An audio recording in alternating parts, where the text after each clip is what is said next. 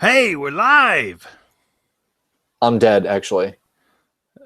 I didn't say alive. Brains. I said live. Yeah, Oh, brains. I'm sorry. I misunderstood what you were saying.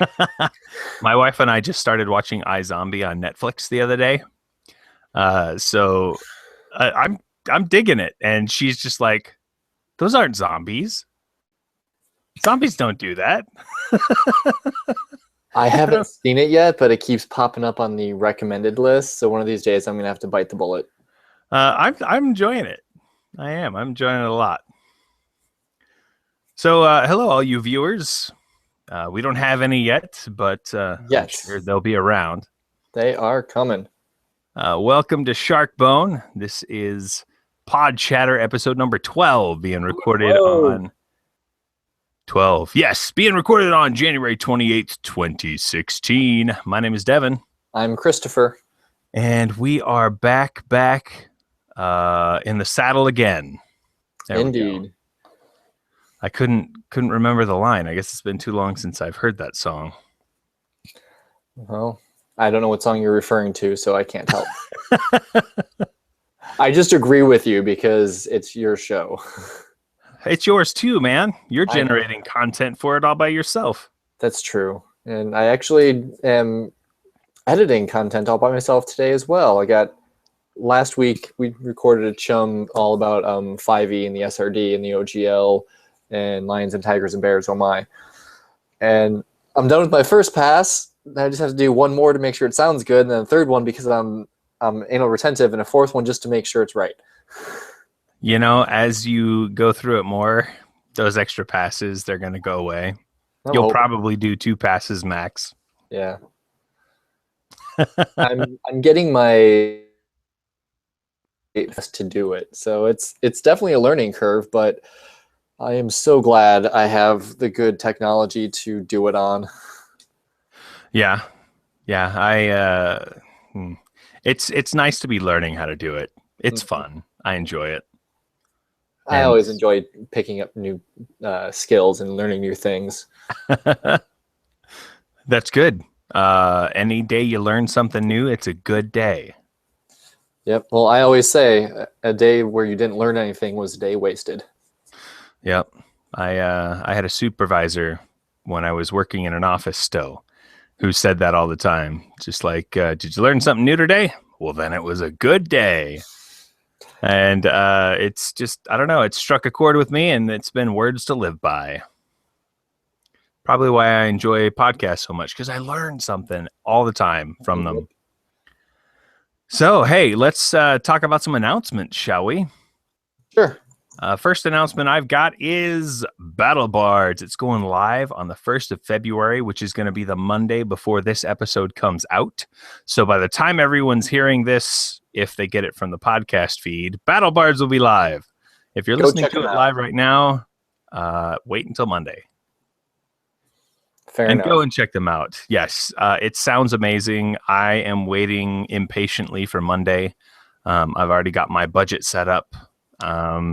So as soon as I can, I'm going to go in there, get some credits, and start shopping for audio. Yeah, I'm looking forward to it because ever since I heard about Battle Bards, I've been waiting for them to get live so people can use it. And in the interim, I found another similar service. I don't know if it's similar or not because I haven't heard Battle Bards, but Sirenscape. So I'm like, okay, so how are they going to compare, and who is going to get my money? There's competition between the two of them, and they might not even know it. Yeah. If you should stay tuned for or actually, if you're listening to this on the podcast feed, you've probably already heard it, but BattleBards has given me some partnership codes that I am going to put in the intro for this episode and subsequent episodes. But on your first BattleBards purchase, you'll get a discount and you'll get some free stuff. Depending on what package you get, all by using the Sharkbone code. There's 3 different ones. They start the cheaper tiers and they get more expensive as you go up. I think you can actually spend $300 to $500 on a package and get some pretty awesome shit for it. That's yeah. If I had that much money to spend on audio, I would be living the life. But hey, if I didn't have a family, I would have that much to spend on audio. But the If I wife and kid, you know, it kind of eats into that. if I decided not to go to college, I would have that much to spend on audio. Oh, are you going to college? No, but I'm not using my degree, so $30,000 Oh, a year for 5 years is not cheap. got it. So if you hadn't, If I hadn't gone to yes. college, I I thought would. you said I thought you were trying to sneak in there that you were going to college again. I was like, Oh oh, no, I'm big not. news. My wife is taking classes though right now. She's going to be a certified health coach come the middle of the year, around July or August. Cool. So, any of your listeners out there want to, get your health and well-being in line, drop me a line in July, and I'll see if I can get you hooked up with my wife, and she'll, do the consultation, figure out if she can help you. It's going to be fun, hopefully. Fingers crossed. Somebody was pointing a finger at me, but I'm beyond help. No, I'm not. There's no such thing as beyond help. No, there's not. I have decided that I want to be in much better shape, become a catacon. So I have been busting my ass every moment I have for the past week. And the first few days were miserable as I get up from bed in the morning and be like, oh, wow, that's not supposed to hurt. Yep. And All right. speaking of the catacon, City of Brass, if you guys don't have an account with City of Brass yet, they are an online web app, campaign management, character management tool that is, it's a HTML based, so you can access it on your computer, on your phone, on your tablet.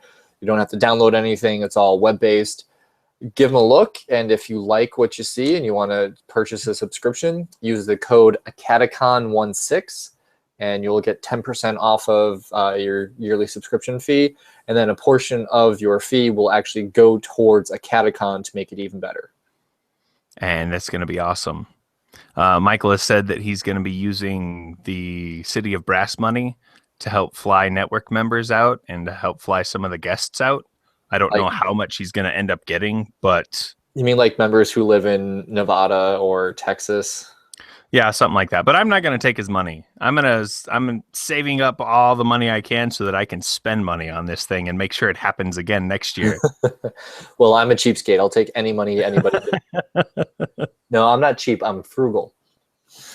Yeah, well, I have decided that this is important to me, and I have money. I have the ability to save up the money for it, so I am going to do my best for it. Oh yeah, viewers, I just remembered I should open up the Q&A app. It's open now. So Awesome. If you have things you want to ask us or comment during the discussion, throw them up there, and we'll make sure and touch on them as we record live. Also, in a Catacon news, we've actually got a lot of Catacon news, I think.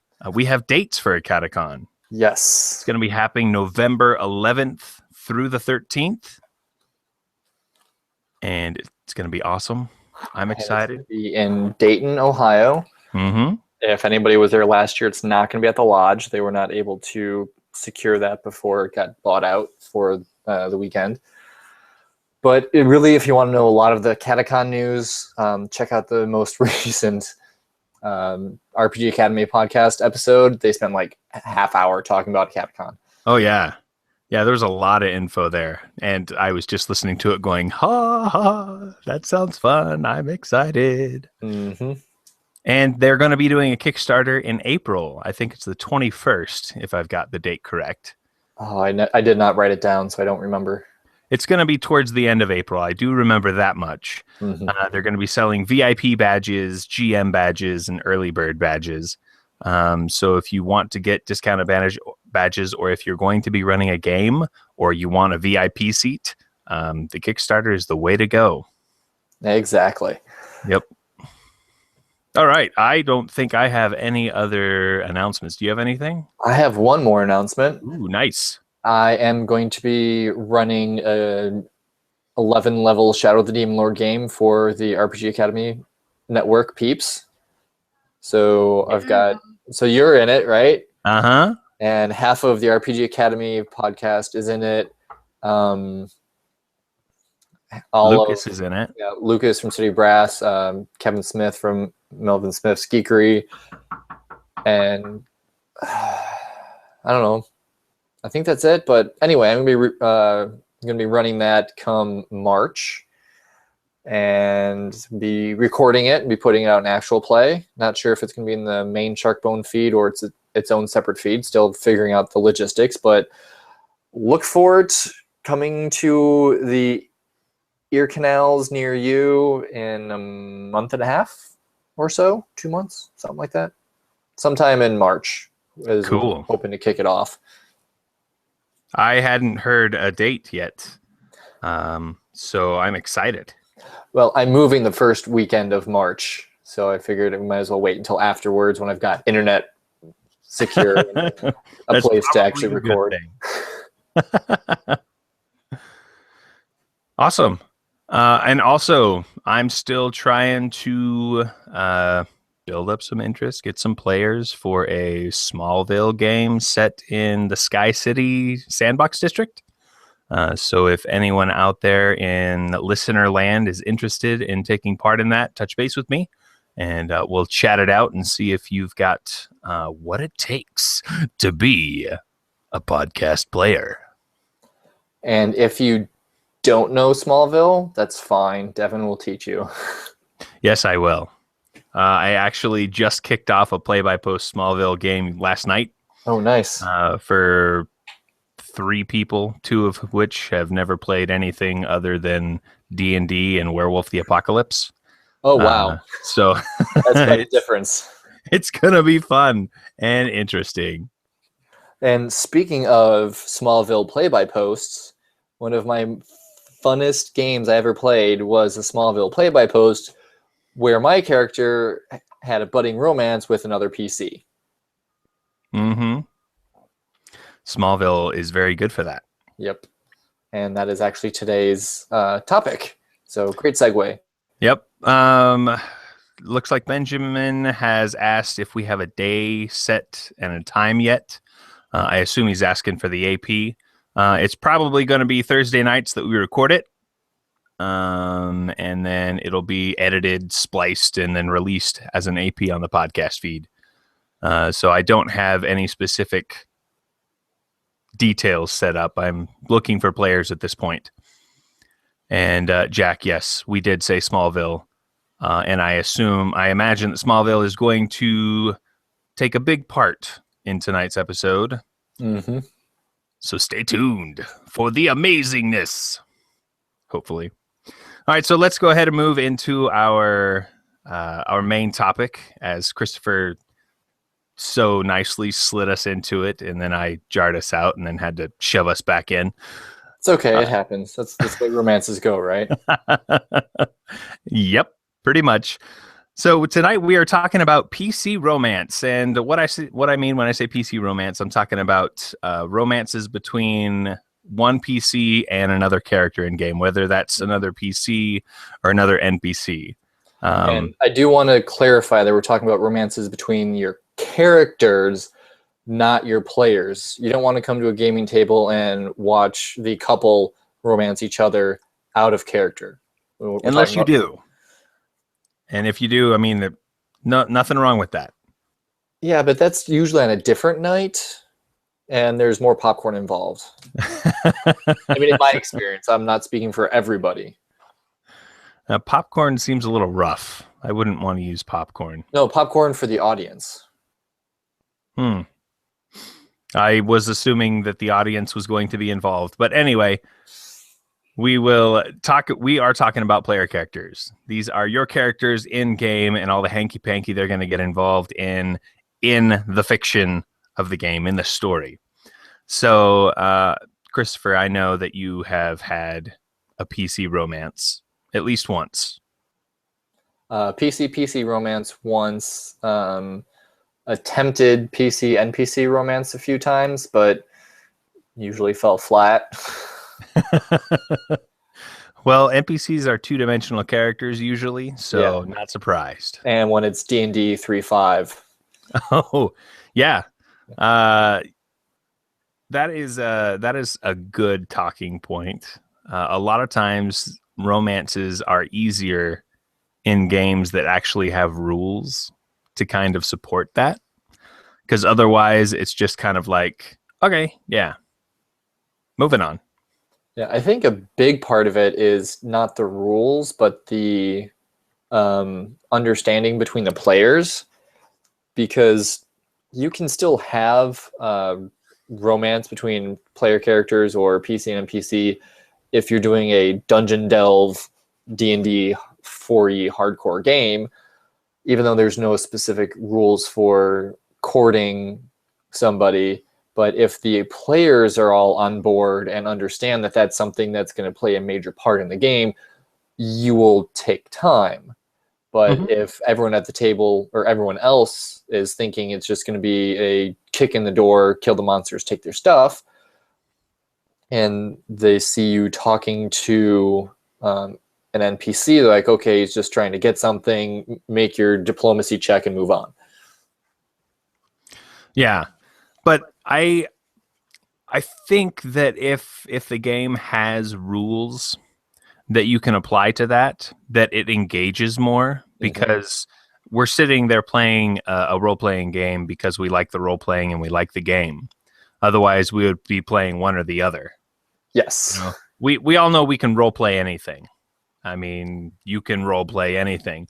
But if you've got a game that actually has rules like Fate, because the rules work the same way no matter what you try and do, just like Cortex Plus, the rules work the same no matter what you try and do. Whereas something like D&D, anytime you're trying to do something that's more social, it's usually just a single skill roll. Whereas the combat system is a little more fleshed out and more about hitting and punching, and it's a little more nuanced than a single, I roll diplomacy. Okay, her panties fall off. You know? Yeah. And William brings up a good point, is that Apocalypse World and a lot of the games based off the Apocalypse have specific sex moves. So those games, you're expected to have some sort of relationship, even if it's just you're using them to get something, because there's a mechanical benefit toward even a one-night stand. Like I'm not that familiar with Apocalypse World, but I do know Monster Hearts pretty well. And one of the major inspirations is Buffy the Vampire Slayer. And there is so much nuance in the relationships that she has with the monsters and that she has with the people that it's like baked in there, because the Buffy playbook is, when you have sex with somebody, choose to either hate yourself or become your darkest self, because Buffy never just sleeps with somebody and is fine with it. There's always some supernatural writer going on, sometimes literally. So there was that one episode in the house where the house was like possessing everybody, and you touch the wall and you have an orgasm. Sounds like my kind of house. Yeah. So there are lots of games that point toward that direction specifically, and those are great starters to learn how, if you're not familiar with it, to learn how to bring those types of things into other games that don't have specific mechanics for it. I own Monster Hearts. I haven't actually read through it, or even I obviously have never played it, but it's one of those games that I have to play someday. It's on my list too. Yeah. It sounds so up my alley. It sounds like it would be a wonderful game, because I don't know if this is going to come as a surprise to the listeners, but one of the things that I love doing in a game is having a character have either meaningful or not romantic relationships with the NPCs and the PCs, if the other PCs will say yes to that. It's something that I really enjoy playing through in a game, even if it's not explicit. If it's just like, hey, it's nighttime, these two characters go off to their room and blah. That's all we see. It goes back to our social contract episode, where if you're going to have romance in the games, make sure everyone knows where the lines and veils are. Do you say these two characters go off by themselves, fade to black, or do you get more into the romancing and start sounding more like, one of those bodice-ripping romance novels? Whatever is best for your group, but make sure everyone's on the same page. That's a very important thing when, especially PC romance. Make sure everybody is comfortable with the level of romance and description in the game. So I think a PC romance is probably the biggest point where you're going to have problems in a game, because romantic relationships, whether you actually have invested feelings or not, they're generally going to have the potential to get very messy, in all senses of the word. So you could have, physical relationships and physical encounters, sex, basically, between two PCs. And what kind of problems do you think that would generate, or that could generate at a table? Well, the biggest problem is, especially if there's just the one woman at the table and all the other guys are like, oh, I totally want to romance your character. Don't be the creepy guy. Nobody likes the creepy guy. Yeah. That's a whole nother can of worms. Yeah, but it needed to be said. Don't use in character role playing as an excuse to do something to another player at the table. Right. Your characters are flirting. You're not flirting with the other player. Yeah, and if you are a player and you are on the receiving end of some of that flirting and you feel like maybe it's crossing a line, say something, please. We all want to have fun at the table, and if one person's not having fun, then there's something wrong with the game, and it needs to be analyzed. Right. So another, I guess, related topic to that is, with when you're doing PC romances, players get emotionally invested in their characters. And so because things can get heated up in character to the point where other people don't know if that's actually in character or out of character. And so just be sure to remember that it's your character that you're, getting in the shoes of. Don't get too lost in them, I guess is what I'm trying to say. Okay. If that makes any sense. It's always good to kind of take a step back occasionally and say, okay, this is what's going on. I almost want to say that if you're going to have a PC romance with another PC at the table, you almost want to take your personal relationship with that player to a different level. Not saying that you guys go into a locked room and lock the door and, kind of have some physical role play. I'm saying that you want to have some more communication. You want to kind of get to know them, get to know what they like for their character, what they want for their character, so that you can kind of read what that character wants and what that character wants to engage in the story. Where was I going with that? I had a thought, and I was trying to... It started with get to know the other player. My goodness. And get to know the character. My brain's kind of fried tonight. I apologize. But yeah, you want to get to know the character and the player, and then engage with them on different levels. Because it is going to be more intimate than normal role-playing games. That's just the nature of the beast. If you want to have a romance, not just a fling, not just a one-night stand, you want to have a romance, then you're going to be engaging with another character.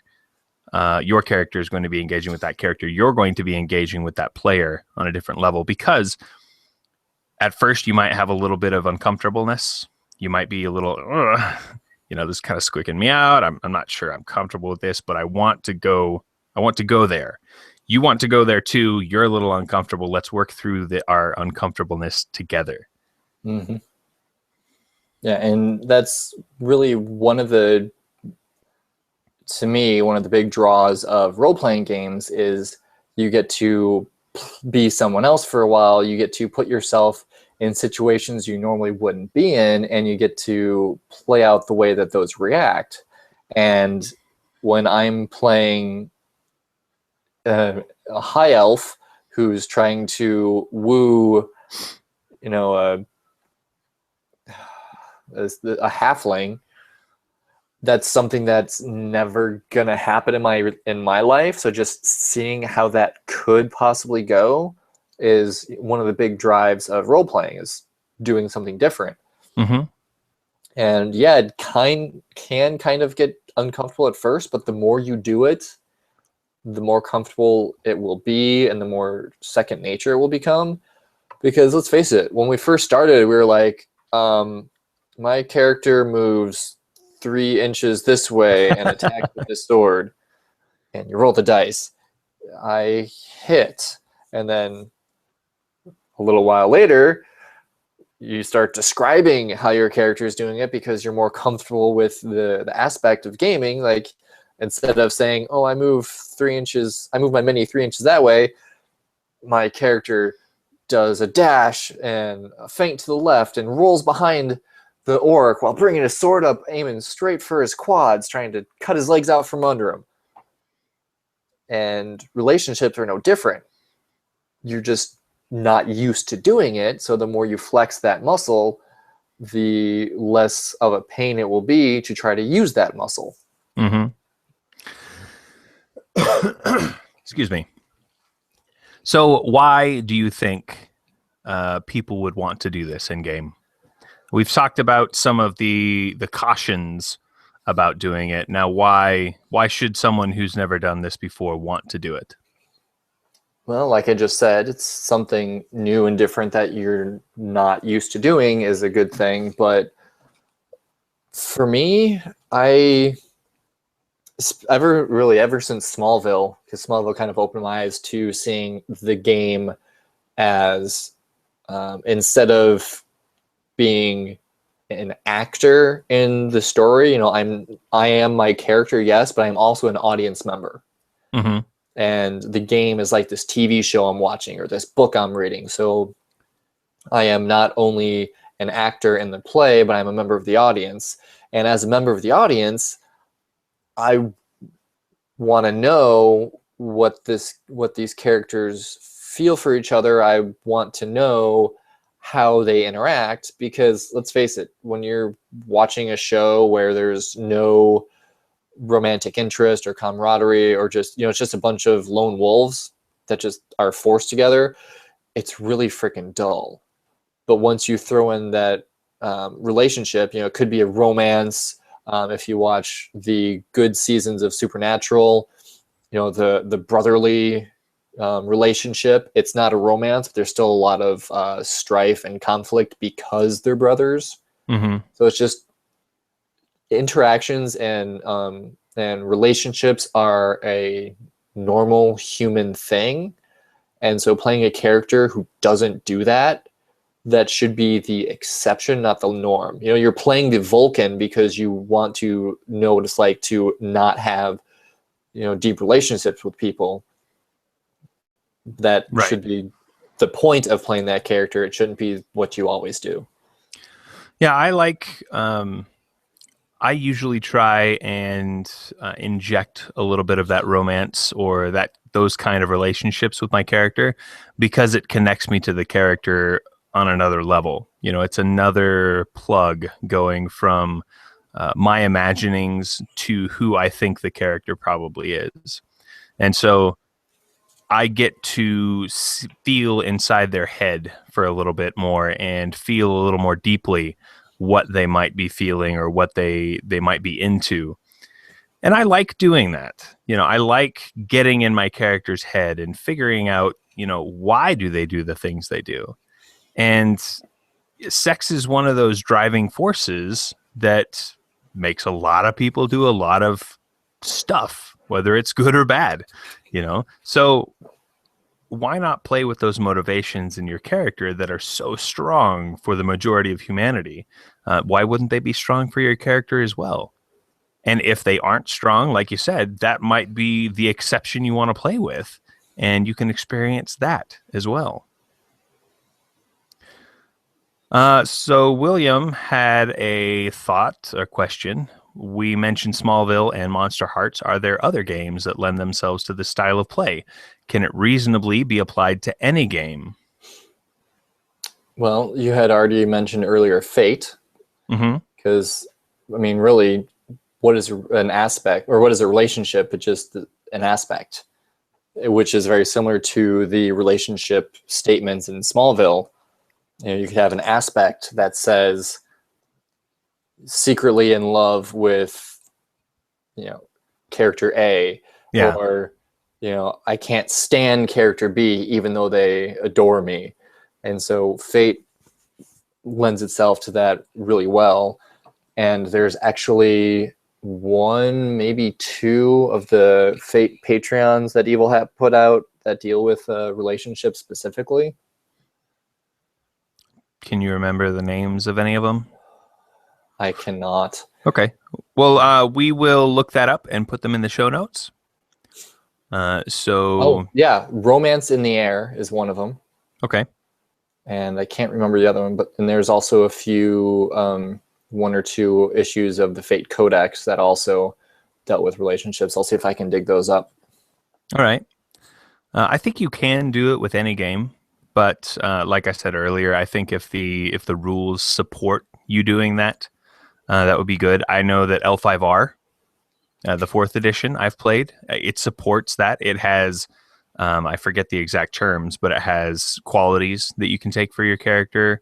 That you've got your true love, or you've got a wonderful spouse, or a horrible spouse. You can take those qualities that kind of add to your character, and then you also have skills in the skill list that have to deal with romance as well. The seduction, the persuasion, that kind of stuff. William follows up, says Monty Cook Games had a small book for Numenera called Love and Sex in the Ninth World. I picked that up when it was on sale and I have yet to read it. I haven't read anything Numenera. I played it once and it was a lot of fun, and it's on my list of interesting games. I just haven't gotten around to picking it up yet. And to go back to Apocalypse World and their ilk, they all have, or most of them that I'm familiar with, have the bonds or history with people, which also helps to tie in the rules specifically to interacting with other characters, both PC and NPC. And while not technically part of the rule set, but the old D6 West End games, there was a portion of the character sheet that I don't remember exactly what it was, but it was, what you think of other characters. So right. No direct mechanical support, but there is that part on the character sheet that says, hey, there are other people. What do you think? There was also Amaranthine by David A. Hill Jr. and Philomena Young. Machine Age Productions is their company. They put that out, and that's about like immortal superheroes kind of thing. And love and romance and sex is a big part of that game. You can learn a lot about another character by engaging in that kind of thing. I've never gotten to play that one, but I've read the book twice, and it's another one of those games that's just fascinating, and you're like, I want to play this, but then everyone's like, let's play D&D.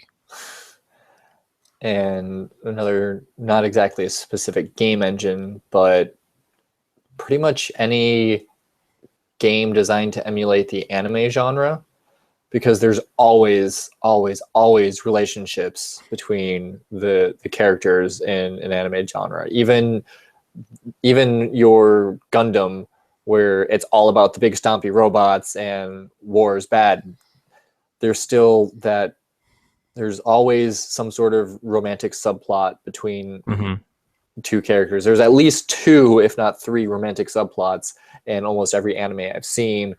So any anime game will at least pay lip service to relationship mechanics. So most of the animes that I've seen have an unrequited love. How would you play that in a game?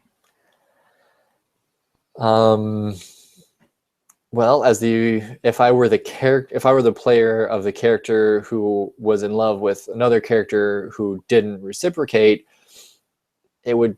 Oh, that's a good question. Okay, well, let you be the character who's interested. I'll be the character who's not. So, what kinds of things would you do? Well, for one, I would always be willing to help out if they ask, "Hey, I need someone to." Oh, I'll do it. I'll do it. Just trying to be close and be noticed. In the anime genre, it is "Senpai noticed me," even if they don't return the favor. But always there to help. Say we're playing in a combat and there's I'm the healer, you're the wizard, the tank's down, and you're at like 25% health. I'm going to heal you instead of the tank because I want you to notice me. And the tank's going to be like, really? Really? What the hell? Like, but Senpai is hurt.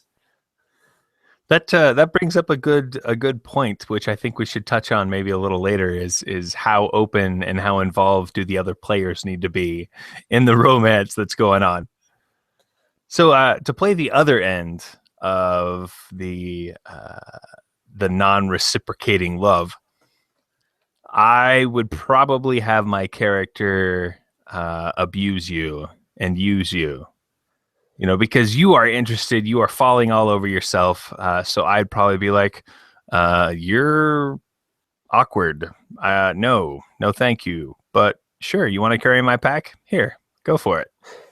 Sure, you want to spend your gold on this thing for me? Yeah, sure, go for it. Because that would be interesting, and it would create some interesting conflict and drama as the story went along, because then your character might kind of realize that nothing's going to happen. And so you stop, being in love with my character. And then maybe you're going to start saying, hey, I did this for you. Now you need to do something for me. Actually, I was thinking a little along the lines of once my character stops being in love with your character, like your character would realize, oh my gosh, I enjoyed having them around. Why aren't they here anymore? I'm so sad. If we were playing characters, I would totally do that because that's more drama and more fun. It would be fun. Yeah, and that goes back to what I was saying earlier, is that I'm not just an actor, but I'm also an audience member. What do I want to see? I want to see the underclassmen realize Senpai's a jackass and find another love interest, and all of a sudden Senpai realizes, oh my gosh, I totally love that character. I love that other person. I didn't realize it until they were gone. What have I lost? And then there's got to be a love triangle, right? Oh, there's got to be. Yeah. Because triangles are very solid shapes. Yep, they are. They make a solid base. The solid base for a story is a love triangle. Jack says that Devin's character is a jerk. And yeah. We already knew that, though. Oh, wait, Devin's character. I'm sorry. Oh, burn. That was a low blow. I'm sorry. Sorry, not sorry. That's how it goes, right? Pretty much. Jack also said that Strange Dead Love is a supplement for White Wolf, which Philomena Young also contributed to. That is another one of those books that I have, but that I haven't dug into very much. But yeah, Philomena Young, everything that I've read that she's done is just fantastic work. And it's also very human. It's not just, you badass fighter, go kill zombie and dragon. It's always more nuanced than that, and you can connect to it a little more and say, yeah, this character's got a lot of different facets to it. Yeah. And going back to the comment you made earlier about how much should the other players be involved in the romance, I think that it should be something that you guys talk about, even if it's not something you talk about during session 0, but later on you're like, hey, it looks like there's something developing between these two characters. Is it cool that we explore that a little bit? Is that all right with you? And get engagement from everybody, because even though there's just the relationship between the two characters, doesn't mean it's not impacting the other characters in the group. Mm-hmm. Think back to high school. You had your circle of friends, right? Oh yeah. And when two of them had this romantic interest, sort of, maybe it was one-way thing, maybe they're actually dating, but any drama between those two affected the entire group of friends. Oh yeah. And Definitely. it's the same with an adventuring party in D&D. It's the same with Young Justice superhero group. It's the same with a group of survivors in the post-apocalyptic wasteland. It doesn't matter. You're a group of people, small, tight-knit group. Anything that affects one will undoubtedly affect the other. And Mm-hmm. if this one thing is affecting 2 or even 3 of the characters, then that means that it's going to be an even bigger impact on the group as a whole than if it was just PC-NPC romance, because when the NPC is not there, it's no big deal. But the PCs are almost always together. Yeah. Although it could affect them with a PC NPC, especially if your PC is always like, all right, so what's the plan? Let's go here first. And you go there trying to sneak a peek of your NPC love interest. If you're always suggesting doing things to garner favor of that person, or show off for that person, or be close to that person, then it's going to affect what happens in the story and what everyone else is going to be doing, especially if you break off and say, you guys do that, I'm going to go over here and do this thing. Yeah. And another thing that just popped in my mind is the financial cost of being in a relationship. While Phytor is saving up for his ethereal longsword of decapitation +6, I'm over here spending my money on flowers and wine and chocolate and carriage rides and spa days and whatever else. And I'm Mm-hmm. like, I don't have enough to upgrade my sword of backstabbing. Can you float me some gold pieces? That would be fun. Or for the unrequited love, I'm about 8,000 gold short of buying this new plate armor. You mind floating me a loan that I'm probably not going to pay you back? Okay, senpai. Oh, yep. Devin's character's a jerk, It happens. because that's what my character just did to yours. It's true. Mm-hmm. But it's Oh. okay. When Aina embraces her darkest self, she will wreak havoc upon you like you have never experienced in your life. And that would probably be amazing. Yes. That would make for some awesome story. Mm-hmm. Yeah. So we've kind of touched on the pitfalls of this a lot. And we've touched a little bit on the why you should do it. What benefits do you think come of this that we haven't already talked about in the why you should? I think the biggest benefit is the engagement with the story. When there is a romantic subplot and there's drama going on, you want to tune in the next episode to find out what happens. Oh, definitely.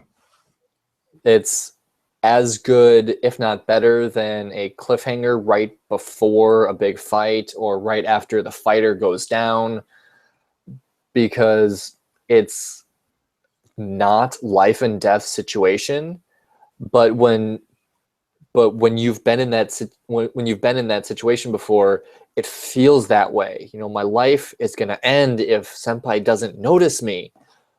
But you're not literally going to die. But we've all been in that situation, so it gives us a direct connection to what's going on in the story, and you want to come back to know how it resolves, because you know how it resolved for you as a player in your past experiences, but this is a completely different situation. So how is this situation going to resolve? Mm-hmm. You want to know that because we're people, we're nosy. Hey, speak for yourself. No, I'm incredibly nosy. Gossip is something that a good portion of us like to do. So yeah. And I was going to touch on your point from before that embarrassment is a much stronger motivator, I think, than adrenaline. If you cut at the end of the episode with an initiative roll, it's just like the big monster comes out, roll initiative, you roll initiative, end of episode. That's like, oh man, I want to see what this guy's capable of. I want to see the next episode. That's good. But when you go in and you kiss another character and then you pull away and you see shock on their face and then end of episode. That's going to be a lot more driving, at least for me in my personality, than the monster, because it's going to be like, okay, was it good shock? Was it bad shock? Are they into it? Am I going to get slapped? What's going on? I don't want to spoil anything for those who haven't seen it, but the last episode that I watched of Supergirl had that exact moment in it. I haven't watched Supergirl yet, but it's on my list. Jack says that he's found that in-character relationships help root the characters better to the setting. In his Princes of the Apocalypse game, an entire unscripted side quest occurred in Waterdeep because of one of the PC's girlfriends. That is one thing that we forgot to mention. Shame on us. Thank you, Jack. And it's very true that when your character has a relationship, they are more anchored in the setting. They have more connection because they're not just connected to their significant other. They're connected to that significant other's friends, and that family. Significant other's family. And their social groups. Exactly. And the temple they attend and whatever else. Yeah. When I married my wife, or we got engaged, suddenly I had like 50 other people who wanted to be my friends because she's from Mexico and Mexican families are ginormous because everyone lives in the same place. And so it was just overwhelming, to be honest, at first. You go there, you go to a family party, and then all of a sudden everyone's like, hey, let me shake your hand. So tell me about yourself, putting their arms around your shoulder, and you're just like, all right, I think I can dig this. Maybe this is a lot of attention. I completely understand. And another good point that Jack brings up is, not only does it root you there, but you have that connection to other NPCs, other characters that you wouldn't otherwise, and it makes it easier on the GM to hook you into an adventure. Mm-hmm. When some random cobbler gets captured by the were-rats in the sewers, it's like, oh yeah, another random NPC number 68 got kidnapped. But when that cobbler is your love interest's best friend, all of a sudden it's a lot more important. Yeah, do it now. Mm-hmm. Because if you don't, then your love interest will never forgive you. Yeah, and you'll also kind of inherit your love interest's problems. So if you meet somebody and you start dating them and it turns out they've got a lot of debt with the wrong people, so those people are going to start coming around, sooner or later they're going to end up coming around when you're there. Yes. What are you going to do? Oh, it's your problem, not mine. So deal with your debt collectors as you will. That's probably not how it's going to go down. Yeah. I mean, watch any episode of the first 2 seasons of Battlestar Galactica. Watch any episode of, um, maybe not any episode, but a lot of episodes of Psych, of any episode of Smallville, Yeah. several episodes of Stargate, Mm-hmm. because, and Stargate specifically, you've got the entire first 3 seasons are because Jackson wants his wife back. Yeah. The entire show starts off because one of the player characters is like, yeah, I don't really know how to tie myself to the setting. Okay, well, you're on Abydos, right? Yeah. One of the Goa'uld comes and kidnaps your wife. What? We gotta stop him. So the entire first third of the series is Jackson trying to get Sharae back. Mm-hmm.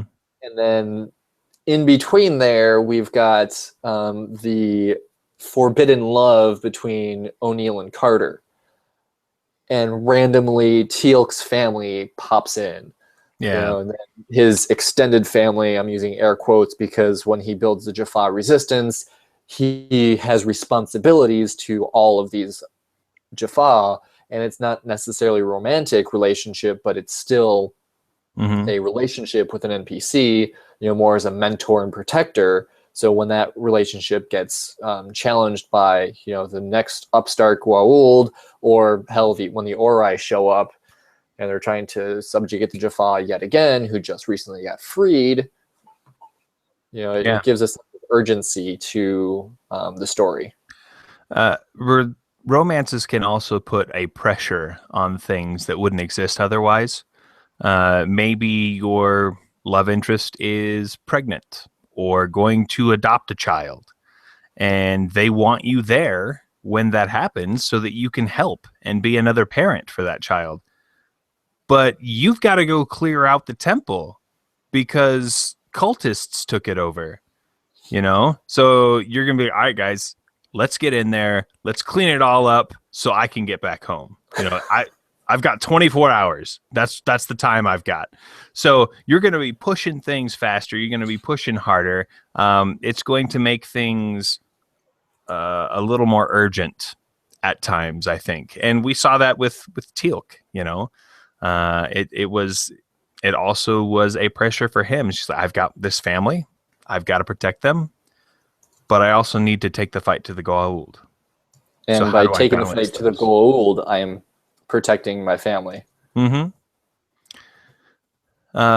William says O'Neill and Carter's unrequited relationship should have been requited so hard. And it was a couple times. Right. The first one that I can think of was the Groundhog's Day episode.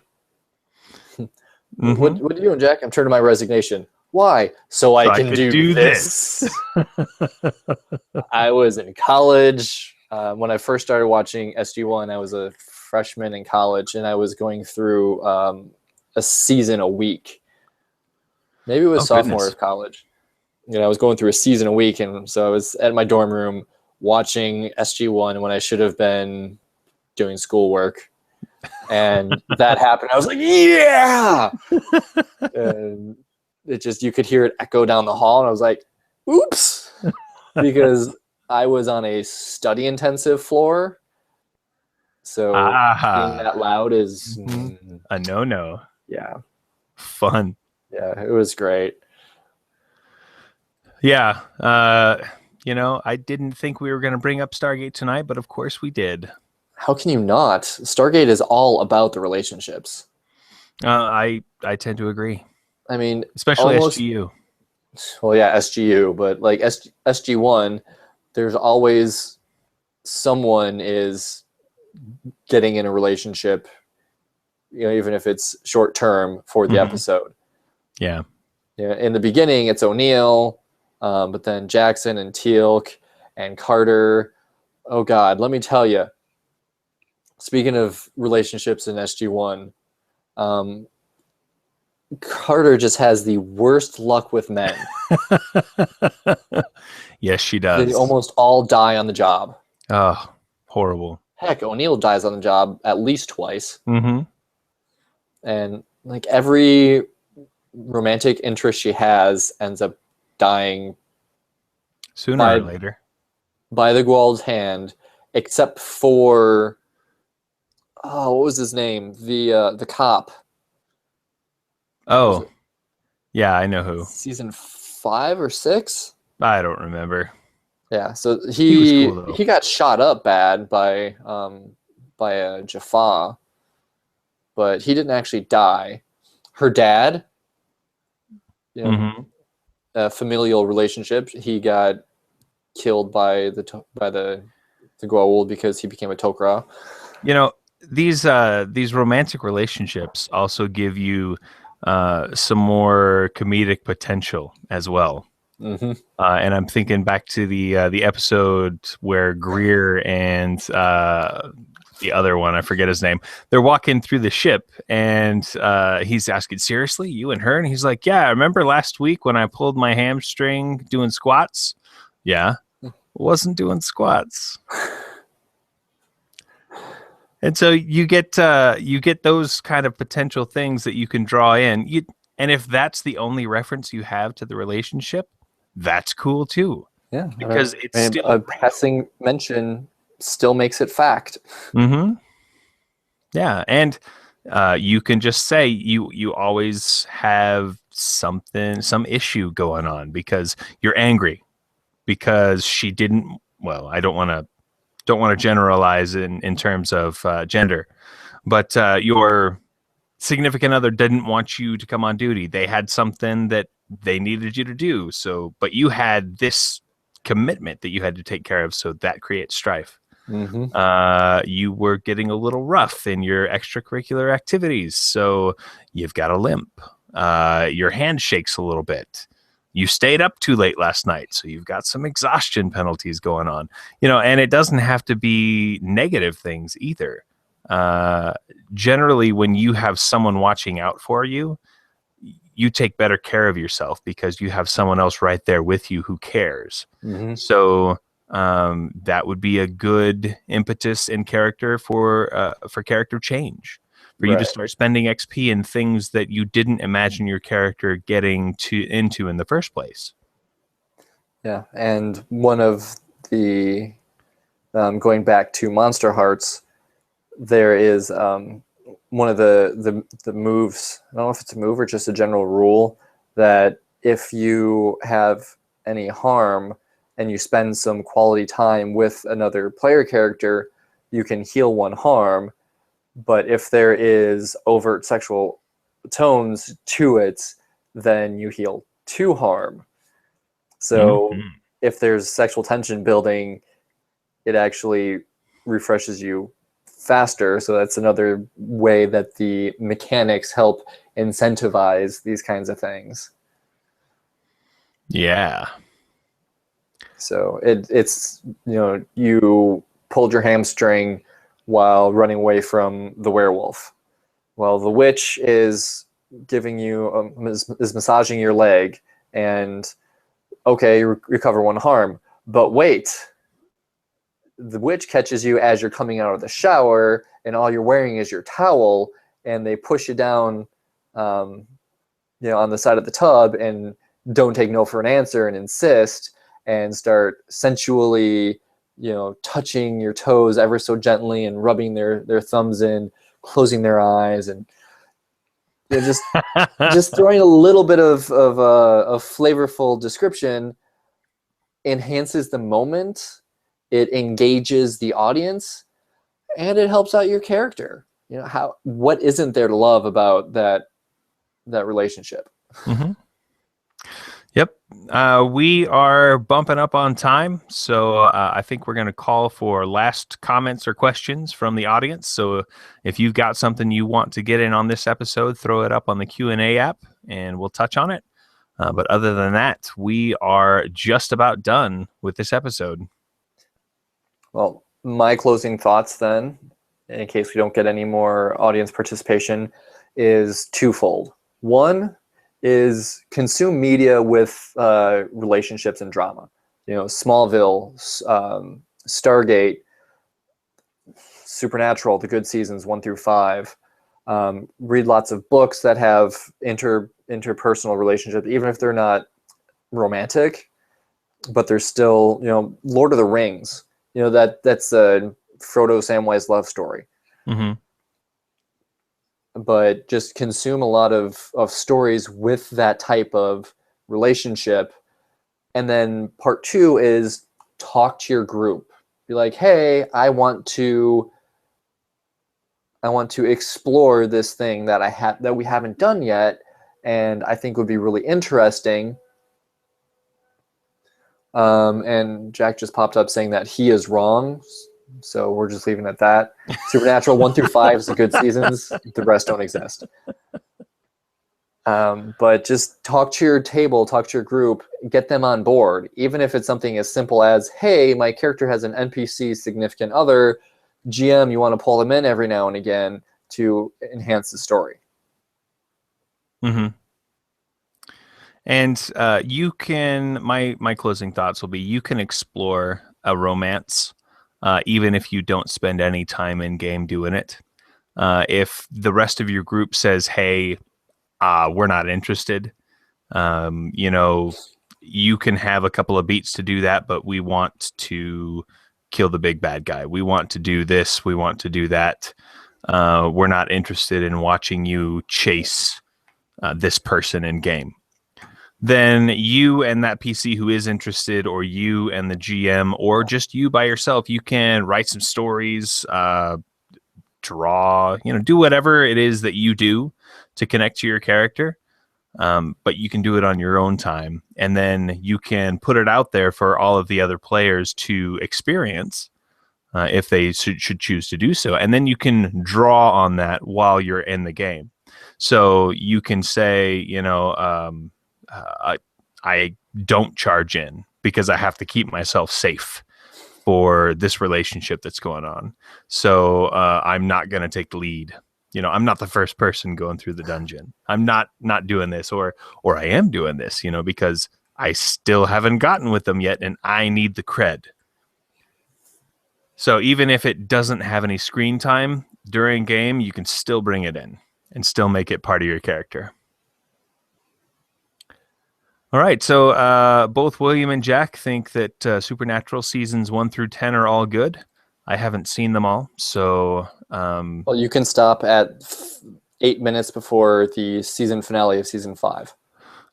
We will just have them agree to disagree.